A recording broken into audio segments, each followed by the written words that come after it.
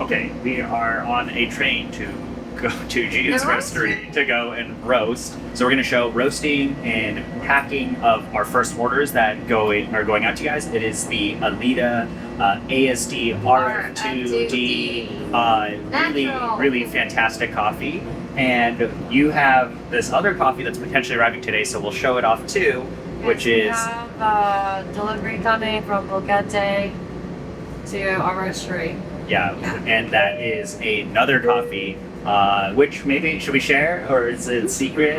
It'll come out? I don't know. Secret. It's a secret for now, so you guys will see that coming out later. But it's not a geisha. Yeah, it's not. But we're going to roast and pack orders, print our labels, get the first few shipments out there for you all, and we're very excited. Yeah. All right, we are here To roast. to roast. Go. We are back, and now Gian's gonna heat up the roaster. We're gonna roast our orders, and it's gonna be great.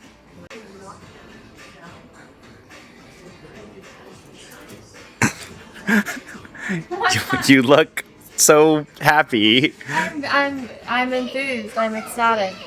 to roast. Yeah. They're really tiny batches, so I have to roast a lot.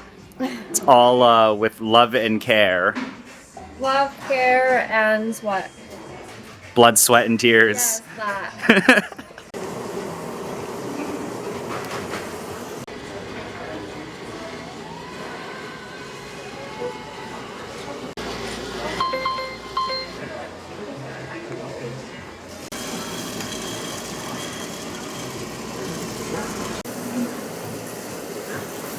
It's here. Thank you so much. Have a good weekend. Thank you. Yeah. Guys, we have our next coffee from Black Moon. Hunter only had 8 kilograms of this. So, no, 6.5 kg actually. Even less after Wow. milling. So, yeah, it's a smaller box. They are known for their tasty churroso. Yes, I had, I believe, the Best of Panama varietals from Yes. this. I actually had a version from Definitive that Robert brought back for me. They won first place in the varietal category. Yeah. It scored a 94 plus. Yeah, I believe I had that coffee And on this a year, stream. their churroso was still second place. So, yep, Yep. this is part of the next release that we're going to have. And then this is Hacienda La Barbara. It's a honey geisha. So, very exciting. All right, Black Moon. It says Churroso. Wow, Churroso from Panama is so fascinating. Churroso usually comes from Urao in Colombia, and usually it is very like pancake tasting, pancake syrup tasting, and all of that. And it's Look at how they spelled my name. Yin Yin Yun. What? Yin Yun. Very Churroso. endearing. Churrosos are really fascinating, at least the ones from Colombia, and we'll see how this Panama one comes out. But I would get like pancake syrup and really, really lovely sweetness and body. And recent times I've found a lot of churrosos coming out of Colombia to have florality, and this is most evident in some coffees that I've gotten from roasters like Flower Child and Say that have been very fascinating. But what's interesting about this is a churroso from Panama, which, do you need help there? It's just, they super glued it. It's okay, keep going. Okay, where was I? Churrosos from Panama, where it's this varietal that in my mind is super pancake syrupy, like tropical acidity, floral. But what I have found, and I've only tasted this like one time, is I believe you get a lot more citrus and like more structure of acidity in. Wait, sorry. Let me help you. You got it? I got it. I'm a strong woman. I'm losing my train of thought. All right.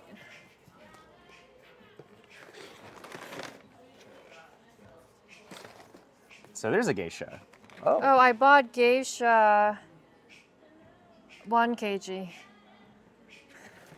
I bought many lots this year in Panama, so it's hard to keep track of. Wow. The geisha that I really liked, I remember now. And Hunter, the producer, I was on his farm on my birthday, Kapme, and so he gifted this to me for my birthday. It's a birthday present, now I remember. That's why there's a geisha here, a loose geisha. Are you gonna roast it? 1 kg. Yeah. Maybe. It's a Yeah, birthday maybe. gift. At the time, they approximated 8 kg, but you know, with milling and everything, it's always, you can end up with more, you can end up with less. But we only have 5.5 kg here. And this is an anaerobic natural churroso. So a lot of churrosos coming from Colombia are washed, and this one is very interestingly processed for Very a churroso. loud coffee. Next Picolot, Black Moon's churroso, anaerobic. Natural. Pretty crazy. Yeah. Ooh. You smell the flower, the floral? Yeah, floral. All right, so we are going to be wrapping up some of our batches here. Jiyun's roasting some of the final of the first batch of first drop of this coffee. Very exciting to see these coffees get out there. We're then going to pack up everything and get it all ready, and it'll be a lot of fun. How's roasting so far? It's been fun. A lot of roasting. Yeah, but once you kind of get into it, you really get into it, and it's pretty quick. Yes, and we're trying to reduce the cycle time, so Yeah, we can get speed this up done the efficiency of efficiently. roasting. You guys should appreciate that it's Jiyun roasting. You know, there's a lot of effort. You guys are part of the problem. Stop buying so much coffee. We're halfway done Yeah. production roasting, but we're gonna take a little bit of a break and QC each of these profiles we've done. What we were doing is we actually were targeting our very first profile of this coffee, which was really, really lovely. But it doesn't hurt to do some QCing and check to see how the production profiles are happening. So we have all of these different batches that Well, the Jiyun issue has here. is that today the weather is different than when we roasted the first batch. It's much cooler, so the roasting is a little different today.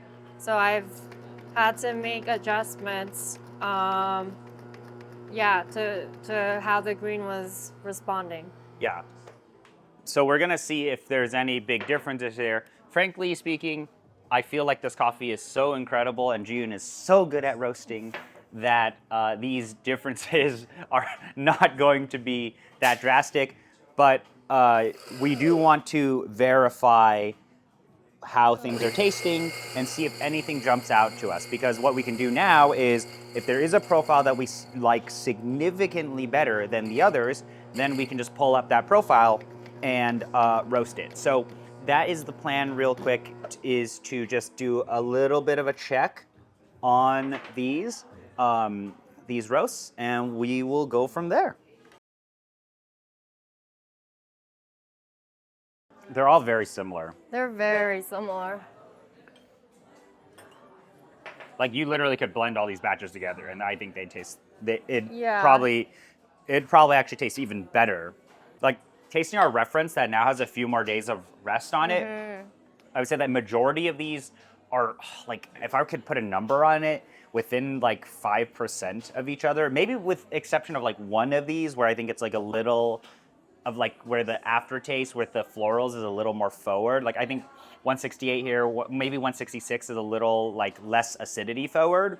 Whereas I find like 164, 162, these cups here, to all be very, very similar tasting to our reference curve, which is the one we roasted a few days ago where the weather was different and we were blown away by that coffee. So that means there is consistency somewhere in this roasting stuff. And if we blend all of these coffees together, the batches together, I do feel like you're still getting a really great representation of what the coffee is like. Like this is what this coffee tastes like. Any of these expressions, roast profiles, are what this coffee should taste like. Now the question is like, do you want more like acidity forward? Do you want more florality forward, or more sweetness forward?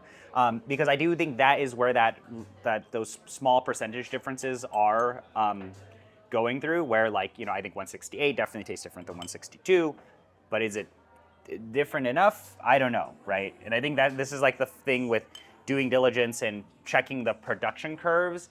Is that like I would be like, for me, I'm very confident in any of these roast profiles, at least what I'm tasting. Like I'd be happy with any of these. If you want to dial in the differences between these roast profiles, I think you could just solve for that through brewing. You literally could make any of these coffees more acidic, any of these coffees, these profiles less, more floral, more sweet. You could fix that through brewing. The baseline, the point of doing this is that the baseline is already so strong that you don't really need to do much, in my opinion. So I don't think we need I think we should blend it all. Yeah, like I don't think we need to fret on each of these roast profiles. Gian's just... I'm just being neurotic. Yeah, and she's like, oh, let's do a cupping of all the production profiles and taste them all side by side. Well, these are all tasting pretty good, and we'll just put them all together and you'll get the best of all of them. So we're like 50 minutes out. This is the reference roast that we were trying to replicate. I'm actually I like the roast from today more.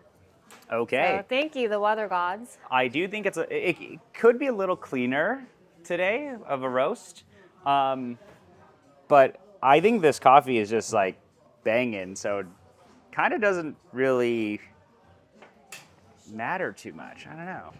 We have the labels that are getting printed. And this will go on the bag that we have like this. So we have these little, they're like 5-ounce bags with a valve at the back. So filling this with about 50 to 100 grams seems to be okay. And you can push the air out and all of that, but we're going to fill out all of the orders. It's happening. Wow. With MJ's help.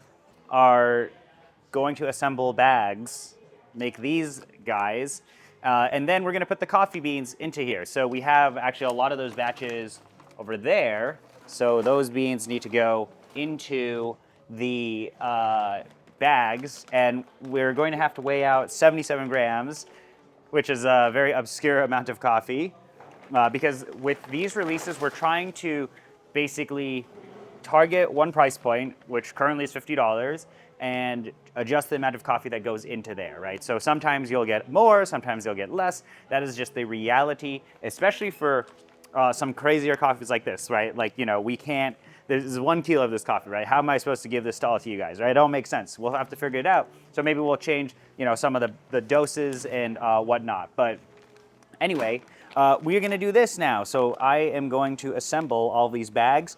Hopefully this is going to be all in the center, right? We just got these bags in, so we don't really have any specific tools and whatever to make things perfectly aligned. But sucks to suck, right? It's okay. It's the beans on the inside that counts. Sort of in the center. There you go. Picolot shop. Brian, there's a thing. You need to make it perfect.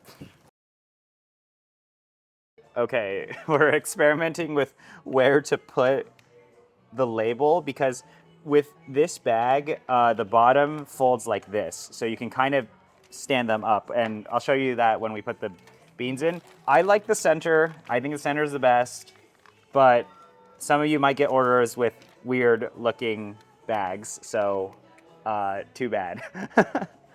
This is actually hard. I was telling you. See, look at how perfect mine looks. Look at that. What are you doing? So this is the last batch. June's roasting it. We are probably going to be doing that Black Moon Churroso you saw there. There's a very limited amount, so be on the lookout for that.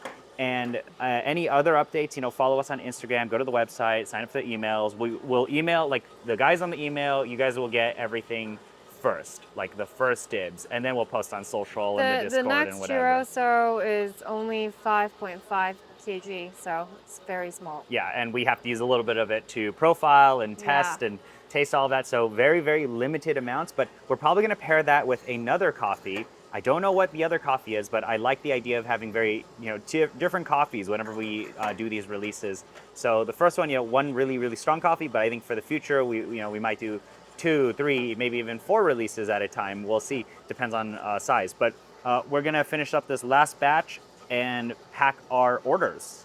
And that's it. There it is, the final batch. The final batch. It is out, and now we are going to pack your orders. We made those little cute bags. 77 grams of this release are going in those bags, and it's gonna be awesome. So we're gonna go and put this into the bags now. Production roasting, fun. Woo!